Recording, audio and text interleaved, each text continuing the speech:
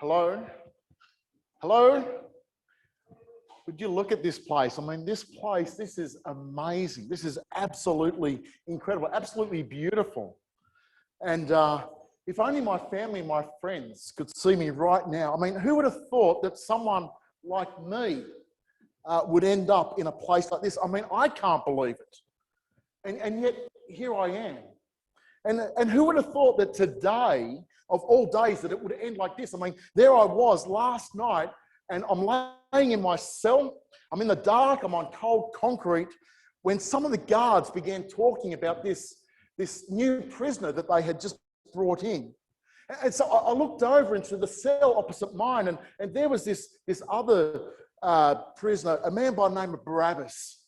A political terrorist and a murderer, someone who was always going on about destroying our enemies and about somehow bringing about a kingdom of God on earth. But as I heard the guards bringing in this other prisoner, this Jesus, they began speaking about how this Jesus was even far more dangerous than this Barabbas. It said that only a couple of years earlier that this Jesus had somehow summoned thousands of people to follow him. People who followed him and who believed that he might be the Son of God, the promised deliverer, the one who is going to rescue our people from the Romans. And yet I heard that last night as they arrested him, that the crowds and even his closest friends had now abandoned him and left him. That by the time the soldiers had finished beating him, that he could barely even raise his own arms, let alone an army. And yet the Jewish leaders, I mean, they somehow, for some reason, seemed to so fear and dread this man that when they had him arrested in secret, in private, in the dark, and then brought into a palace and into a private place where they could then question him in secret and away from the people. It said that the high priest was there as they questioned him, and that the high priest himself had asked Jesus directly, "Are you the Son of God?" However, when this man Jesus had answered that yes, he was, the high priest at that moment had flown into a rage, tearing his robes and accusing Jesus of blasphemy and saying, "The man deserves to die. He has claimed to be the very Son of God." And so he appealed to Pilate and to the Romans to have this Jesus put to death. That's the penalty, said the high priest, for this blasphemy. But Pilate, though, didn't want to do it. And so Pilate, he shuffled him off and had him sent, as it were, to Herod, King Herod, a puppet king put in place by the Roman Empire to somehow placate and keep the peace with the Jews. But Herod, he didn't want to do it either. And so he shuffled Jesus back to Pilate now. And so knowing that he could no longer put it off, Pilate agreed to have Jesus brought before him. And now Pilate himself, the Roman governor, he asked Jesus the question, "Are you the King of the Jews, the so-called Son of God?" Blasphemy.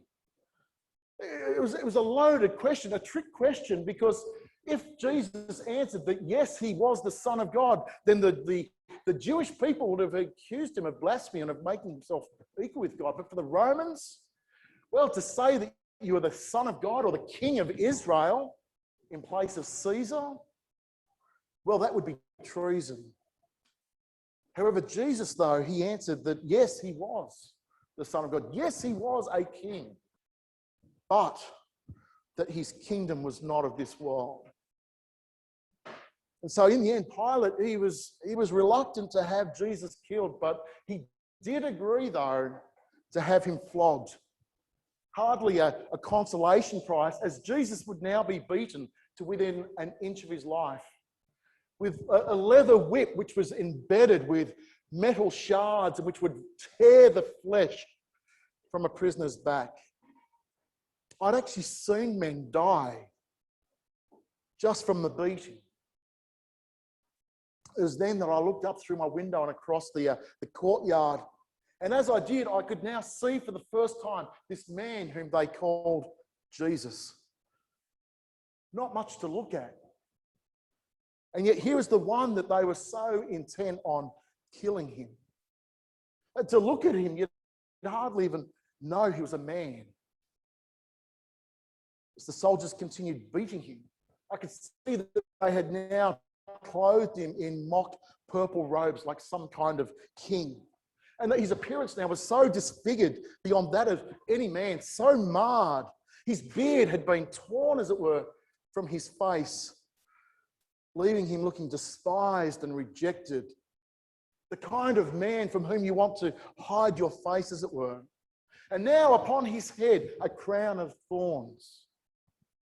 And again, they mocked him and they beat him. They spat on him as they offered so-called worship to a so-called king. Yet amidst all the shouting, I could hear Pilate talking to the crowd with an offer that he was willing to release to them any prisoner whom they would choose.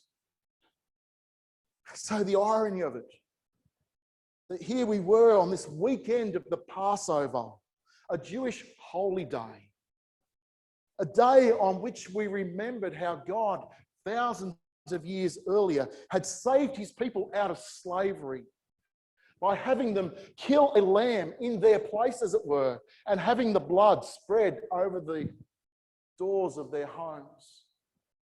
That night, it's said that the angel of the Lord passed over and made a distinction between those who had trusted in God for their deliverance and those who hadn't. A lamb in the place of the people, that God might rescue them and free them, as it were, from their enemies. And now, though, in this sick parody, here is Pilate offering to save the life of one prisoner by having another die in his place. I'd like to think that Pilate, believing that Jesus had done nothing deserving of death, was hoping that they might try for the release of Jesus. But they didn't. And to his own dismay, he found the crowd crying out instead for the release of this criminal Barabbas, while demanding the death of this Jesus instead. In the end, Pilate relented and gave in to this awful irony whereby he sent an innocent man to a cross and allowed a guilty man to go free, as Pilate agreed to hand Jesus over to them to be crucified. A few moments later, the guards came down and they opened Barabbas' cell and he was set free. And as the morning began to dawn, I began to hope that if only they might come to my cell and open my door, that maybe I too might go free. But I knew it wouldn't happen. It seemed like only moments when I awoke to hear the jailer turn the key and push my door. "Get out here," they shouted.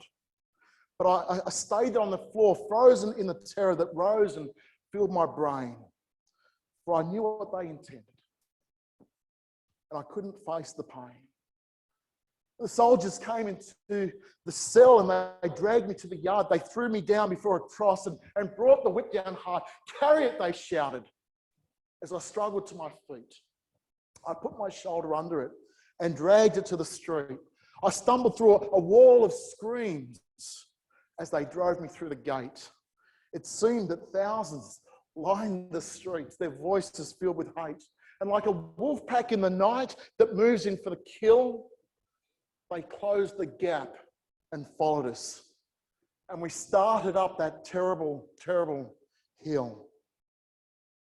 I knew that the Romans had crucified hundreds or literally even thousands of people outside these city walls. But surely they could never have understood or seen it in the way in which we did. See, for a Jewish person to be put outside the city meant to some extent to be separated from God. The city of Jerusalem represented, as it were, the very city of God, the place in which God was supposed to dwell amongst his people. The city of Jerusalem served, if you like, as a picture of the very kingdom of God, the kingdom of heaven, in which God lived amongst his people. But now, as I left the city and as behind me I could see the temple, I was reminded of the only place in which a person might offer a sacrifice of lambs so that their sin might be forgiven. Whilst before me was this terrible place in which those sin offerings were later to be disposed of. To a Jewish person, to be exiled outside of the city, to go outside of the city of God, represented to some extent what it meant to be separated from God, from the presence of God and from the people of God. And furthermore, as I now headed out and up this hill, now I looked across the valley to the left of me. I could see this place, Gehenna, this putrid rubbish chip which burns day and night outside the city gates, and which the rabbis would use as a picture to tell us of what hell would be like. Hell, to put it mildly, meant to be put outside of the city of God, to be separated from both God and his people, to be placed amongst those who had both forsaken God and who had themselves been forsaken by God.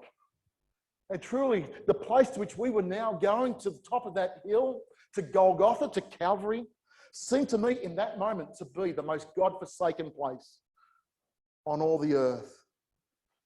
I looked at this man, Jesus, ahead of me, as he was walking and as he's carrying the cross, or now as they've summoned a man by the name of Simon, and he's carrying the cross for him. But even as he is doing that, I'm thinking, surely if this man, Jesus, were the Son of God, truly if he was the promised deliverer, the King, then why not do something and save us from this God-forsaken place and from the judgment which now lay at the top of that terrible hill? It seemed we'd barely even reached the top when they grabbed me from behind. They threw the cross down under me and they tied the ropes that bind my arms close to the beams as they nailed my feet and hands. They raised the cross up in the air and dropped it in its stand. And through a blur of pain, I could see the cross there next to mine. There were people all around it. And so I looked to read the sign. It was nailed there up above his head so the world could see the news that the man who seemed so helpless there was the King of all the Jews. The crowd that stood about his cross made jokes about his name. They shouted, laughed, and spat on him. And so I joined in the game. I said, hey, if you're the King, why don't you get us down from here? But my words just sounded hollow. They echoed in my ears as he looked at me with words, with eyes that seemed to reach into my heart. They shone a light on all my lies and tore my life apart. There was more that lay behind that gaze than simply blood and clay. And knowing was too much for me. I had to look away. However, I chanced another look at him while he was looking down at the soldiers who had just crucified us, and as they drank there on the ground. And although he spoke them quietly, somehow his words came through. He said, Father, please forgive them. They don't know what they do. But as if they heard him speaking, the crowd began to roar, whipped to frenzy by the priests who urged them on to more. But the worse their accusations now, the plainer I could see the guilt of the accusers, not the man there next to me. However, the other man, the other thief, upon the other cross, he began to curse and swear, and his voice was filled with venom as he hurled it through the air. Oh, the horror that was in him. laid his life to waste, came out in every syllable he flung in Jesus' face. But Jesus only looked at him. Me, though, something rose inside of me. And in spite of all that watched us there, it couldn't be denied, because his righteousness and his innocence were shining bright and strong. And I couldn't keep my silence if this cursing still went on. I cried out to the man on the other side, "Don't you fear the wrath of God? Even at the end, you'll curse us both into the pit. Is that what you intend? We're only getting what we're due. We've sinned our whole lives long. But don't you talk to him that way, because he's done nothing wrong." Then with all my courage and a voice not quite my own, I asked him, "Lord, remember me when you come to your throne." And he answered me, and even then his love was undisguised. He said, "Before the sun has set today, you will be with me in paradise." At that moment, a darkness came over the land like I'd never seen before, a 3-hour darkness that made the day as dark as night. And it appeared as though God himself had now abandoned us and turned away. Perhaps he had. As I thought back over my life, I wondered what had become of it. The life that God had given to me hadn't been used to love him or to acknowledge him, to be grateful to him. Rather, I had squandered my life in simply living for myself and pushing him away. And now this is where my sin had brought me. And yet somehow I knew that in this very moment of my own death, that I wasn't being forsaken, but he was, this Jesus. It was as though somehow my sin, my judgment, were now being placed upon this innocent man, this Jesus, and that he himself was now being forsaken by God and for me. True, I could not do anything now to prevent my own death. But in terms of God, I knew that at that moment when Jesus had said those words, that this day you will be with me in paradise. I knew that that moment my sin had been forgiven, my penalty had been paid, that the account was being settled, as it were, and that even now, through this Jesus, God was preparing a place even for me within his kingdom.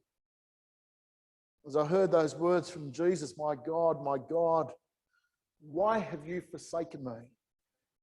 I knew in my heart the answer to that question, that it was for me he was forsaken.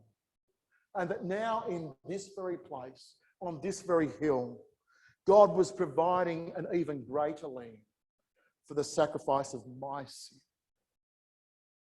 Here besides me was a king who would bring me into his kingdom, not by force or by violence, but rather by the laying down of his life for me. The shouts and curses did not stop even when the sunlight ceased. But somehow in the midst of it, I knew that my soul had been released. And although the agony continued, it was still too small a price to be allowed to hear those words and to die beside the Christ. And so here I am. I was there to the very end. And I heard, as it were, his final words, that it is finished. And with that, it was over. Jesus breathed his last, but not before first promising me that he would meet me here today in his kingdom. The irony is that those who conspired against him, wanting to speed things up so they could, they were wanting to speed it up so they could now partake of the Passover. And so tonight, the irony is that they will race to their homes and they will again celebrate the death of a lamb and remember the way in which God had rescued them thousands of years ago from Egypt, and yet miss the point entirely. That here on this hill, God was now offering another greater lamb, that he might rescue them not simply from their enemies, but from sin and death and the wrath of God itself. How as they came in order to speed things up, they noticed that Jesus was dead already, but not me. And so to hasten my death, they came, they broke my legs, and now being unable to support even myself any longer, I too breathe my last breath. But with no fear. No fear. Where, O death, is your sting? Where, O grave, is your victory? I know that my Redeemer lives, and that in the end he will stand upon the earth, and that after my skin, after my body has been destroyed, yet in my flesh I will see God. With my own eyes I will look upon him. You know, 2 men received a pardon today. Barabbas this morning received, as it were, a pardon from Pilate, a temporary reprieve. But me, I received a pardon from God, and one that is for eternity. Not that I deserved it, not that I earned it, because God knows I didn't and I couldn't have. And yet here I am today, saved by grace, saved by mercy, snatched, as it were, from the fire. Who would have thought that today, this day, would have ended like this? I mean, this morning, there I was, a condemned man in a prison cell. But this evening, here I am in this place, the kingdom, the very kingdom of God itself. It's incredible. It's amazing. It is everything that Jesus promised and so much more. You know, a friend told me that he would meet me here today. But who would have believed it this morning? That he who is the Son of God and who is also King became my friend and gave himself for me. Well, what about you? What about you this day? Where do you stand in relation to God and in relation to this Jesus who gave himself for you?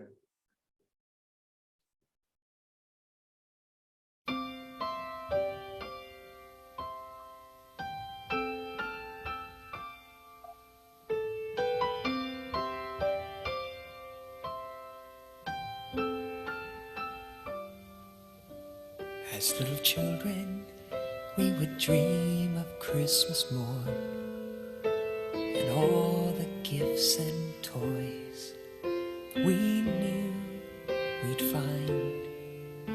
But we never realized a baby born one blessed night gave us the greatest gift of our lives.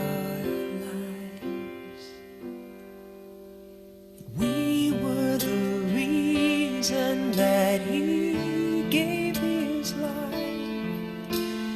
We were the reason that he suffered and died. To a world that was lost, he gave all he could give to show us a reason to live.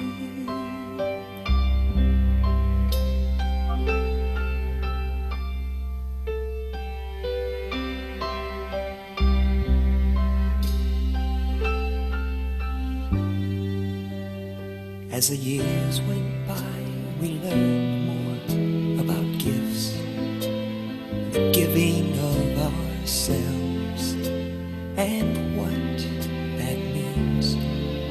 On a dark and cloudy day, a man hung crying in the rain because of